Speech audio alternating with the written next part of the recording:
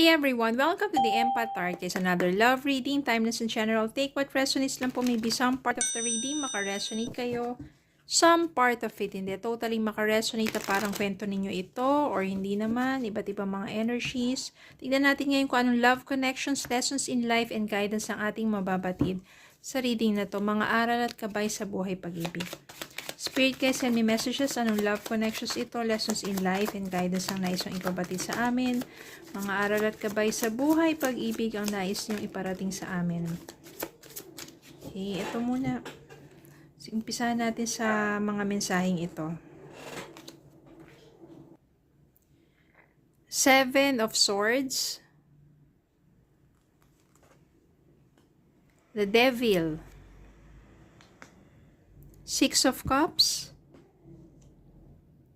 Four of Wands, King of Pentacles, the Hierophant.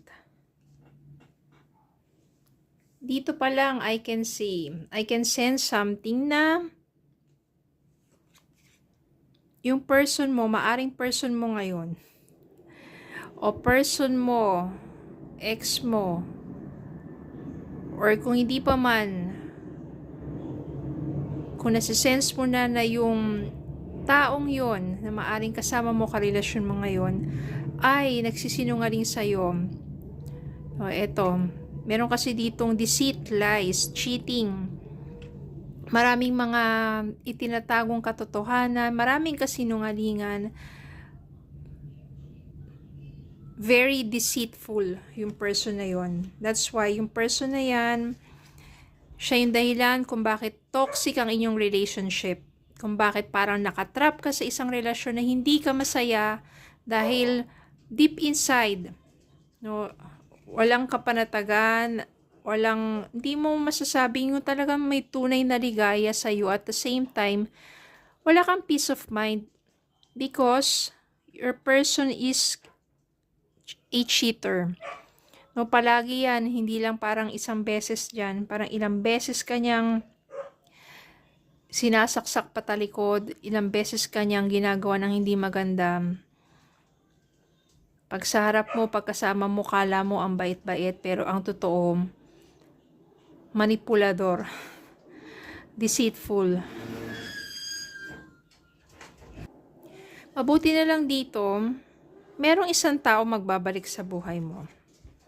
Six of Cups dito, maybe someone from your past, maybe from your childhood, kababata mo, o basta kakilala mo na siya matagal na, at maaring mas bata to sa'yo. Pero sabihin natin hindi naman sobra laki ng agwat ninyo, pero mas bata lang siya sa'yo. Magbabalik siya, maybe from, sabihin natin, magmi-meet kayo unexpectedly or magkakaroon kayo ng reunion at doon muling magbabalik ang mga naudlot ninyong mga damdamin. Yun na rin yung magiging dahilan na kung saan magkakaroon ka ng lakas ng loob na kumawala dito sa taong to. Wala na eh. Hindi naman totally na parang ang gagawin mo, no? Parang ikaw na rin yung na-cheat na dito ka sa person na to, tapos makikisama ka na rin dito sa dito someone that from your past. No, magkakaroon ka ng lakas ng loob para tapusin yung relasyon mo dito sa toxic na relasyon na to, sa person na to. Mabubuo at magiging malalim ang sabihin natin yung pagmamalasakit ninyo sa isa't isa ng person na to, yung pagiging magkaibigan ninyong dalawa, at made-develop lalo. Yung Four of Wands dito, ito yung joyful reunion na hindi mo akalain na siya pala someone from your past, siya pala na maaring kababata mo, or siya pala na matagal mo na palang kilala, napakabuting tao, siya pala yung magbabalik sa buhay mo, at siya pala yung taong para sa'yo.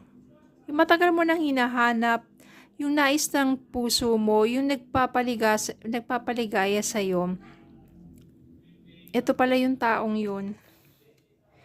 Ngayon, maunlad na siya, King of Pentacles, siguro naging successful na siya sa buhay niya.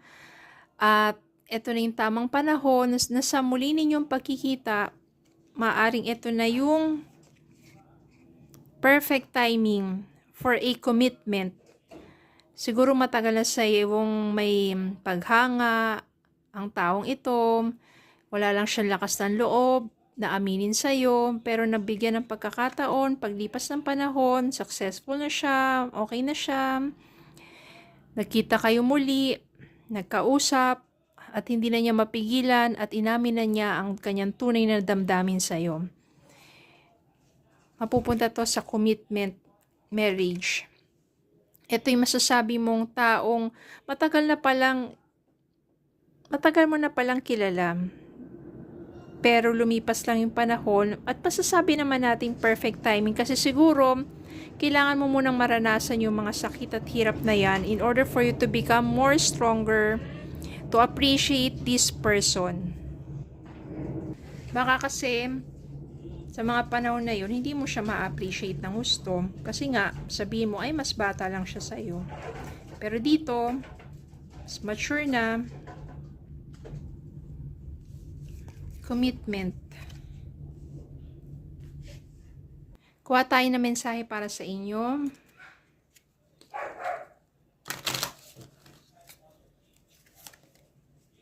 Reaching your goal, everything you want from this connection will manifest in the near future.